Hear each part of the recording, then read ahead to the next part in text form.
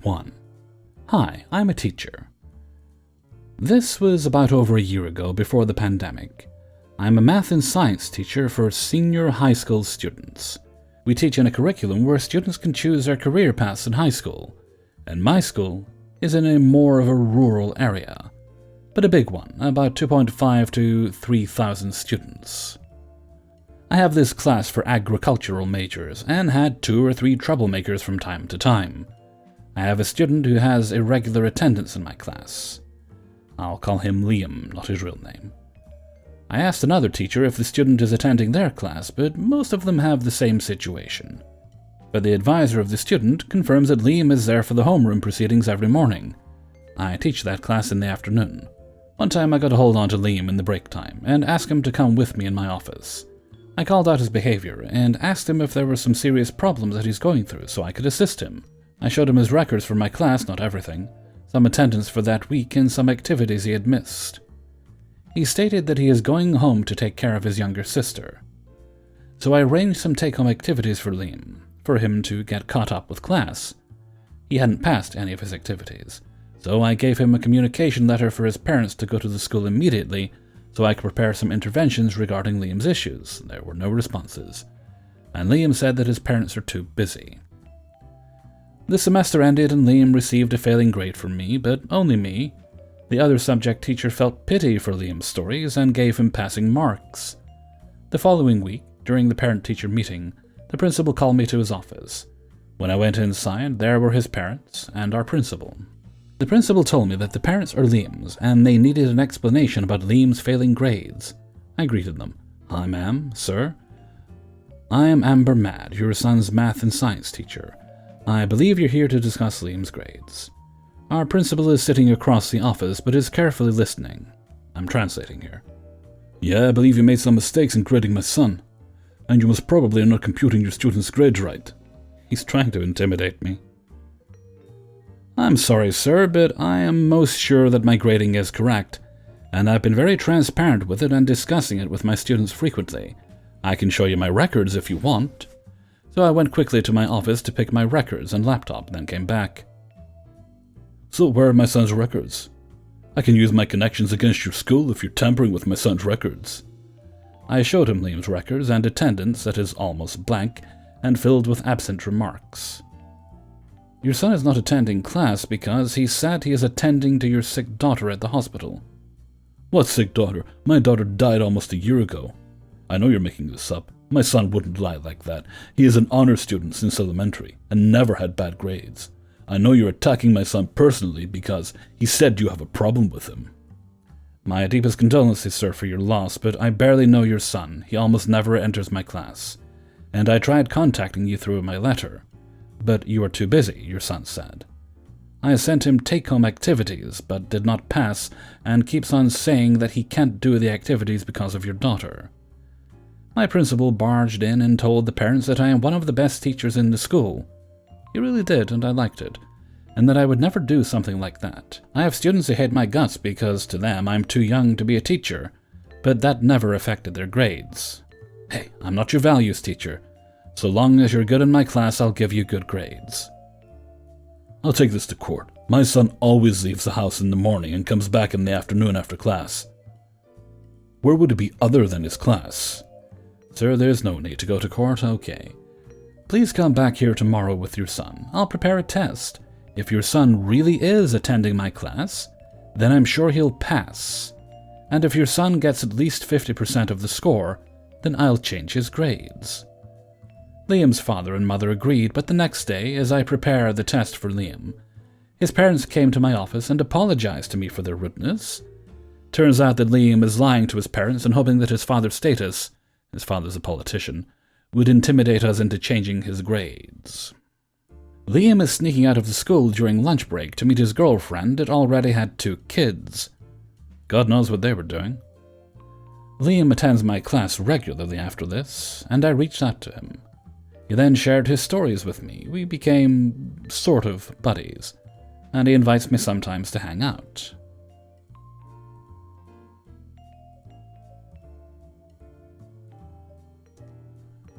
2. Storytime. This happened the evening of the 8th of this month, August 2021, after the last day of a convention in Orlando. In before, where you to con the pandemic? We're all vaccinated, masked up, and took about every precaution we could for this trip, and booked it when we thought things were looking like they were all cleared up. Don't pitchfork me, we've both been tested and are COVID negative. Me, male 23, and my significant other, non-binary, 25, and our good friend we shared a hotel with, male and 29, all take the last day of the con after Sunday's closing ceremonies ended, to go to a local arcade.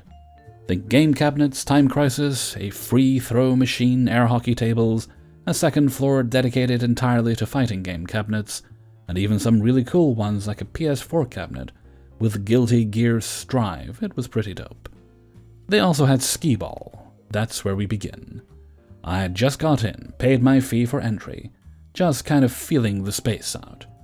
I still had my fresh, clean con merch shirts and a cool lanyard with pins.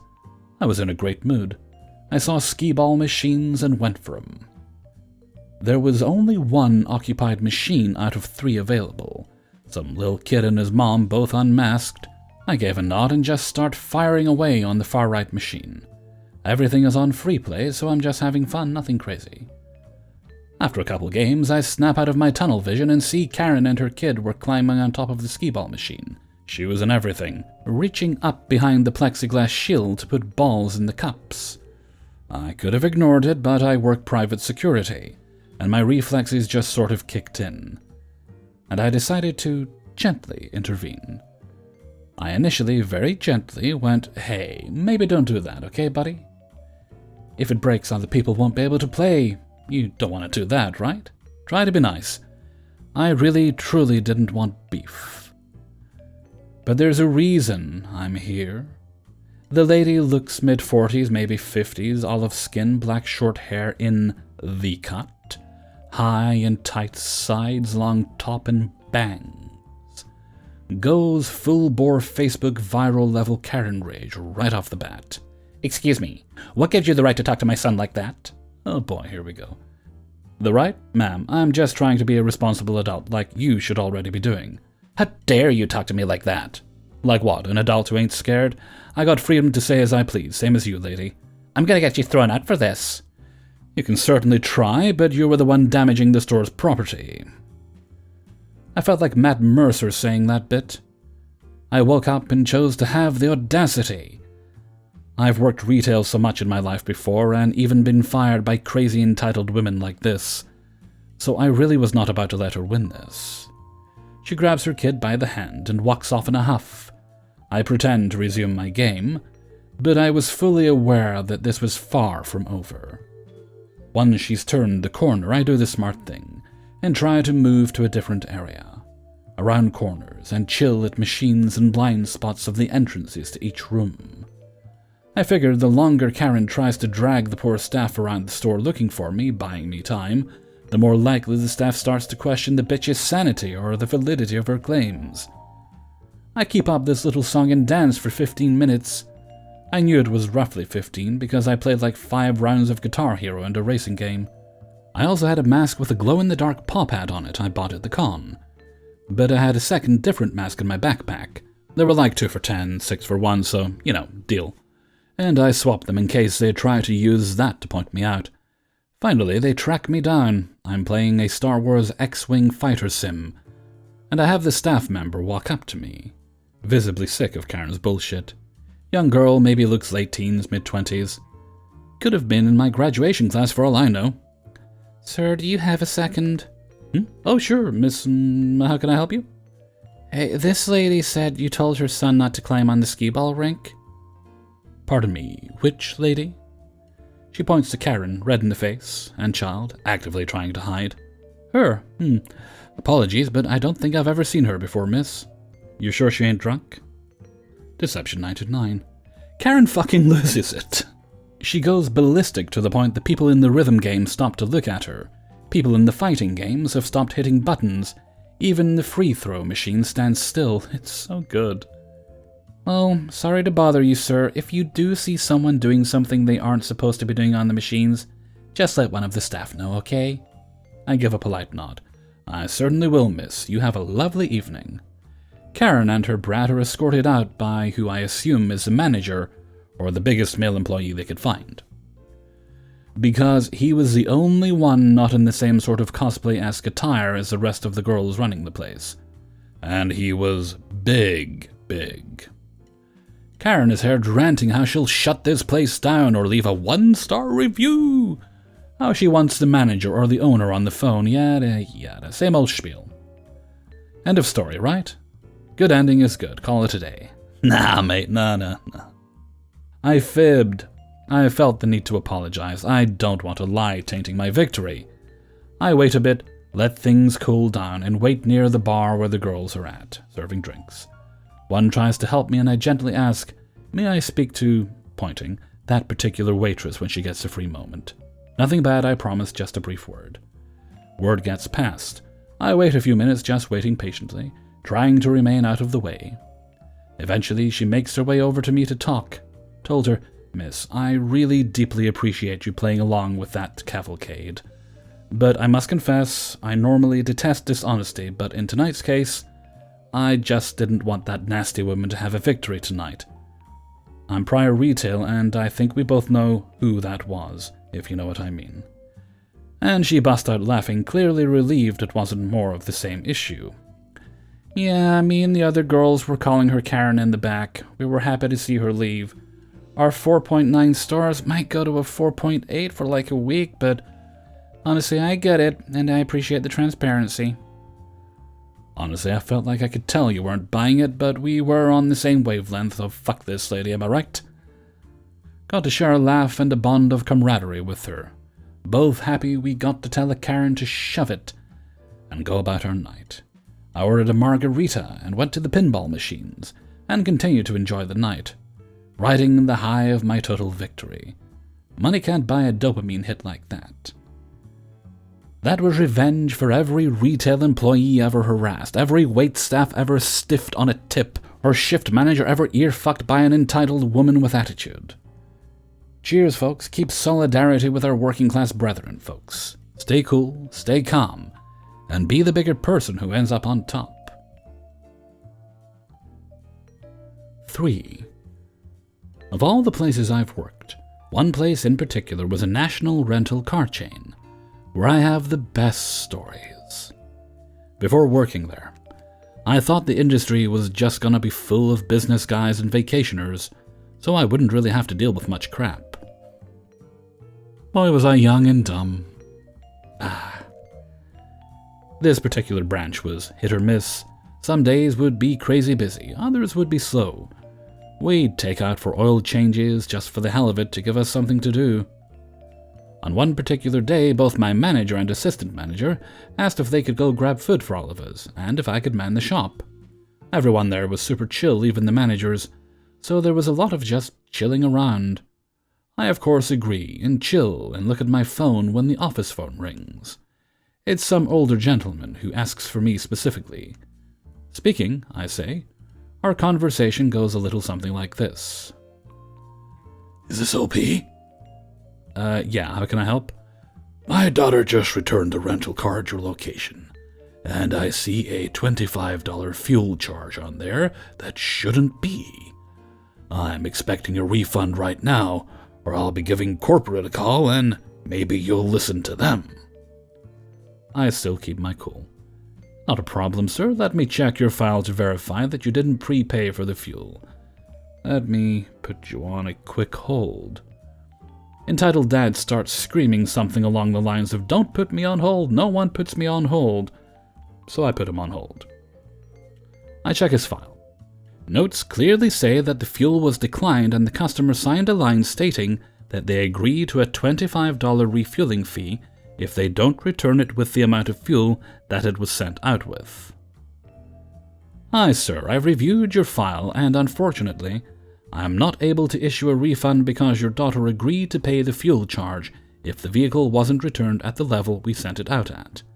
Apologies for the inconvenience, but we do make this clear to our customers since it is a common but understandable source of confusion. Had this guy started the convo off by not being a piece of shit, I would have easily given him his refund. but I refuse to let entitled mofos win. What the fuck? Oh, I see. You just saw a young girl walk into your rental car place, and you thought that you could scam her. How does it feel robbing a young girl of $25? I bet you have the money in your pocket right now. Sir, unfortunately, that is our policy. We do not scam our customers and clearly indicate what you will be paying for before the rental. We also make sure to tell you how to avoid the fees. In this case, our advice was not followed. So we will not be able to process a refund for you. Let me talk to a manager. Now. Sorry, sir. They're not in the office right now, but I'll tell you, they will give you the same answer. They should be back in about 25 to 30 minutes, if you want to call back then. Again, super chill manager, so I knew I had nothing to worry about, and that they'd take my side. The fuck? No. Some of us have things to do today. I don't want to spend my day at some car rental place. You guys are scumbags. You know what? I'm coming down there right now, and I'm gonna have a little talk with you face to face. You're not gonna be so tough when I come down. Unfortunately, all I could do was audibly laugh at this guy, which only made it worse.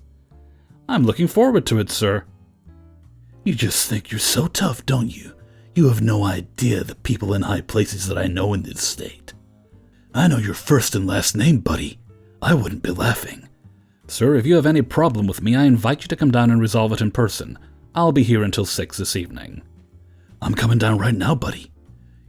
You think I'm not serious? Okay then, see you soon. I hang up. About 20 minutes later, my manager gets back and I tell him what happened. My manager burst out laughing and just said, "Can we hear?" We went back and listened to the recording, and both my manager and assistant were just dying laughing. Were you just threatened over $25? Apparently, I joked.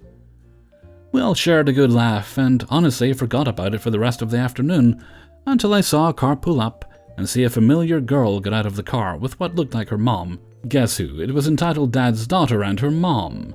I peered into the car to see entitled Dad pouting in the passenger seat.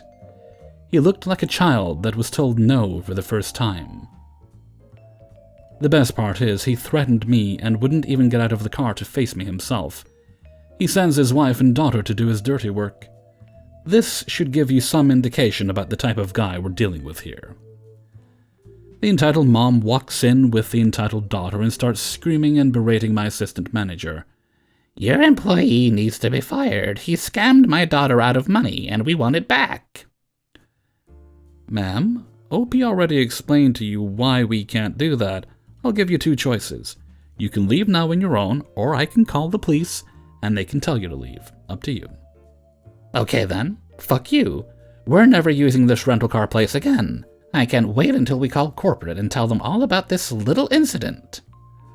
She furiously leaves the shop and goes back to her car. This is where the most amazing thing happened and made me believe in karma. She was so angry and flustered as she was backing out that she slammed into the back of my assistant manager's car, smashing her bumper. Easily a total loss for a car of that age and value. My assistant manager runs out to inspect the damage, only to find nothing on his car, not even a single scratch. EM, ED, and their daughter all had to wait for a tow truck to arrive in our parking lot, and it was amazing to watch the look on their faces while they dealt with the side effects of their shittiness. As if it wasn't enough, want to know what the best part was? 2 weeks later, I get a call from entitled Dad asking if we had any rental cars available. It was hilarious how he tried to act as if nothing happened, and returned after he vowed he wouldn't. He actually rented fairly regularly after that during my time there, and we never had another issue with him. He was even pleasant on some occasions. This experience must have been humbling for him. 4. So this happened yesterday. My first thoughts were too rude to write down. My second thoughts were, I am going to rant about this on the internet. I live in the countryside, about 7 miles from an estate and gardens that's open to the public. I often meet up with my parents here as it's a lovely place for our dogs to play together, and they have a good cafe. My dad is a cafe connoisseur. They have a long road that leads from the main road past the hall through their farm fields. The car park is off this road, and if you carry on, it leads to another road to elsewhere and some private estate houses. Most people use it just to get to the house's hall, as it's a long way around to get to the other road, but it still connects. Yesterday, we decided to meet some old family friends there. We've not seen them properly a lot recently due to them having to strictly isolate. When I'm driving down the road to the car park, the normally empty farm fields are full of parked cars and swarming with parents and children. I didn't know anything was happening, so I checked and was told there was a children's festival, think big carnival rides, the whole works, on the estate festival grounds, and that we could still visit the cafe and woods and gardens without being involved in that, and to continue driving to the normal car park. The road is wide enough for one car with about half a meter of clearance on each side, and then another meter of flat grass verge on either side of that. Despite all this extra space, the road is full of people. I'm trying to slalom at 2 miles an hour around these huge straggling groups of people, just wandering about in the road and not even moving over slightly, despite the very obvious vehicle behind them, and several coming towards them. As I said, this road goes 2 ways, even though it's narrow. I keep my eyes peeled for errant wanderers as I go as slow as I can. I get horrific looks from these parents who are in no way attempting to move their precious spawn out of the way, and one guy actually banged on the roof of my car, which at the time was completely stationary, as there was a woman pushing a giant buggy down the exact center of the road whilst on the phone, the child doing wide circles around her. One of the officials sending people towards the festival actually spoke to him after that and didn't look happy, though I wasn't winding my windows down for love nor money at this point, so I don't know what was said. Mostly I was trying to be understanding. They've obviously come from far and wide to attend this, and if you're not a local, you might not have visited the hall before, and so might be unaware that there are other places to drive to on this road. To them, I'm probably an asshole trying to drive down a pedestrian farm track, or something, and there should have been a cordoned path for them to walk down to avoid this, but I suspect the organizers, not the hall owners, got more visitors at once than they were bargaining on. Finally, the end is in sight. I've literally been glared at, sworn at, had my car hit for just trying to drive down a road. But I've taken it all with good grace, and I can see the entrance to the festival, and the road past that is mercifully clear. Just as I draw close with the entrance, and risk a sigh of relief, a mother with 2 children stops to get out her tickets. Her kids are annoying her, so she waves them away. Literally, as I draw level, doing 2 miles an hour, these kids wheel away from her and charge into the road. I have never braked so hard in my life. If my dog hadn't been strapped in the back, it'd have been in my lap. I stopped so sharply. My heart was literally in my mouth and I nearly threw up. We're talking inches to spare between my car and these kids. I lock eyes with this woman, and I can clearly see her mouth say, "What the fuck are you doing? Did you not see my fucking kids?" I wanted so badly to wind down my window and point out that I did see her kids, one of whom was barely walking age, and that is why I didn't careen into them despite her best efforts. But I'm a coward, so I just glared, checked the road was clear, and drove on. There were cars in front and behind me, clearly having the same issue, so it was obvious to anyone really paying attention that this is a used road and not just a wide path. The guy driving behind me actually lives at the estate. He has a very recognizable car, and wasn't as patient as I had been. He beeped his horn and revved his engine. I dread to think what reaction he got, considering that I got telepathic death threats crawling along at 1 mile an hour, and trying to avoid coming within a meter of anyone. So that is the tale of the road that got invaded by entitled parents and their spawn. I had no issue with them walking in the road, but when there's a stream of cars trying to get past, and plenty of room to step out of the way, just move your kids to one side and let people get past. That way accidents don't happen, and no one's day gets wrecked. If a car drove up behind me walking my dog, we just move. It's the sensible thing to do, and I have never experienced anything like this before anywhere else. They genuinely seemed ignorant that there were actually cars there at times. It was so bizarre. 5. So jumping straight into it. I was going to have to endure an 8-hour-long flight. No problemo. Got a season of Fire Force downloaded on my phone and Doki Doki Literature Club, DDLC, downloaded on my laptop. In short, DDLC is an anime dating simulator that turns to psychological horror. The best kind of horror, and Fire Force is an anime with a lot of fire and lots of excessive force. So I thought that this was going to be a fun plane ride. Well, guess what? Turns out, I had my world difficulty on hard mode, because there was one more Karens than there should have been, and there should only ever be 0 Karens. This is how it went down. I was enjoying myself watching Fire Force, skipping any Tamaki scenes to keep it kid-friendly, just in case someone decided to start a fight. So, after about 2 hours of that goodness, I decided to start up DDLC, and that's when stuff went downhill on a plane. So the first stages of the impending madness was this kid, about 12, who had his face wedged between the space beside my seat from behind. So in simpler terms, he was watching me play and breathing down my neck.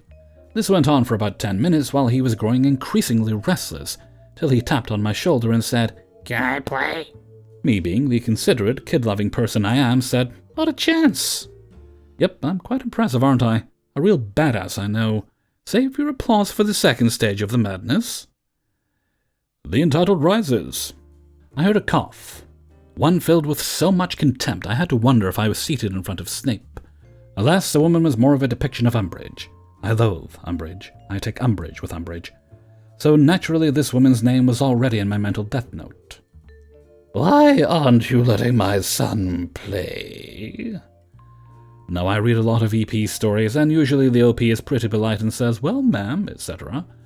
But I, for one, don't treat trash with respect. It's my laptop, and I don't want to give it to him.